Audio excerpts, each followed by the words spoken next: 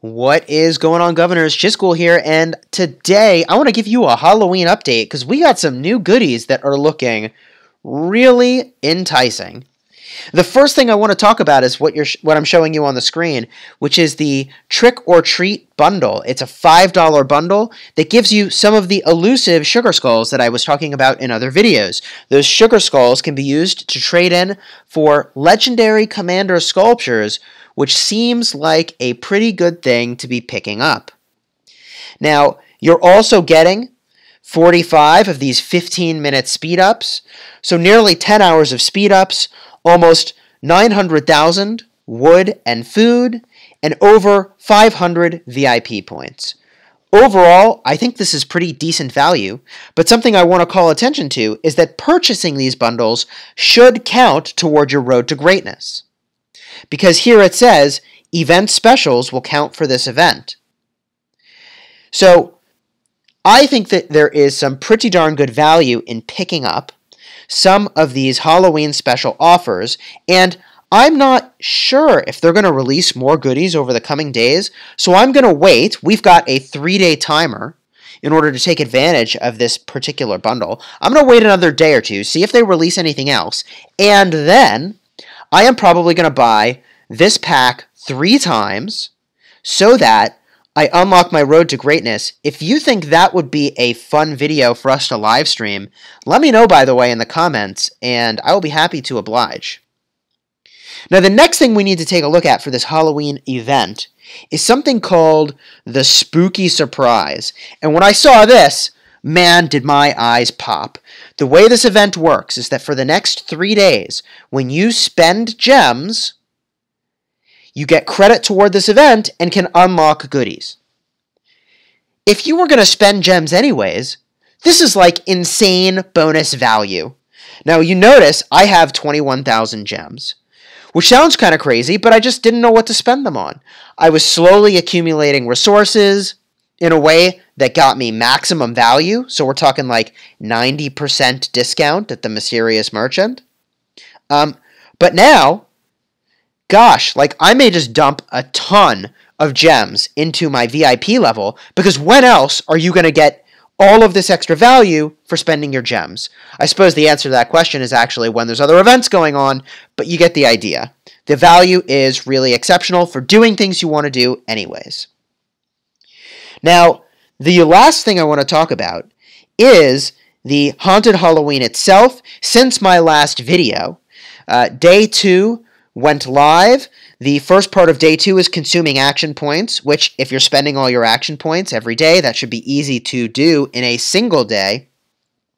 The city defense tier requires you to defeat barbarians, which, honestly, I'm not sure there's value doing this beyond maybe killing 100 barbarians. The Day 2 for me happened to align with killing barbarians and Mightiest Governor, so I spent more time doing this than I would have otherwise. And so I feel like probably I will stop when I hit the 100 mark, but worth mentioning, we don't know what is in this bigger chest that is available at the conclusion of the event. Maybe there's more Sugar Skull candies? So, I don't know. Maybe I'm going to push to get all 400 so I max this chest. We'll see what the other components of this event look like and if that's even feasible for me. Next up is Troop Power, and the rewards here are pretty good for doing something you probably wanted to be doing anyways. I will have a separate video that talks a little bit about how you can maximize your Troop Power in a short period of time. Up next is Day 3. This is what went live today, and those gold keys, the first thing that catches your eye and mine, is for attacking barbarian forts. Now, toward the end of the event, you'll have to have done this 30 times to get maximum value, and that's about 8 barbarian forts a day, which is like taking your action bar down a little more than once from full. Seems like a pretty reasonable thing to accomplish over the course of the next 5 days. Now, Alliance Action is the next tab, and this is basically a freebie for doing Alliance donations and helping your allies. Helping your allies is something you're doing all the time, probably, when you're in your town center and you just push the little green icon with the hands on it. But the Alliance donations I want to talk about for a second.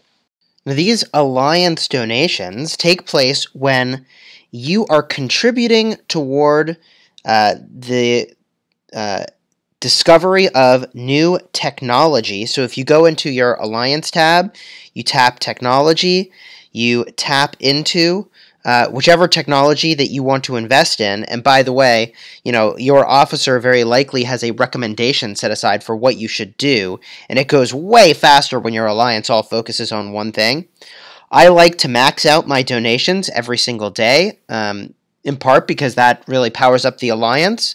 But I also do some small amount of these gem donations, which you can see on the left, and those start at 10, and they go up by increments of 10 each time. So 10, 20, 30, 40.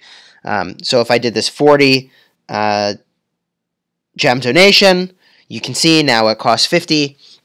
And every time I make one of these donations, I get credit for it, and at the end of the day, the Alliance, a message goes out indicating who contributed over a certain amount.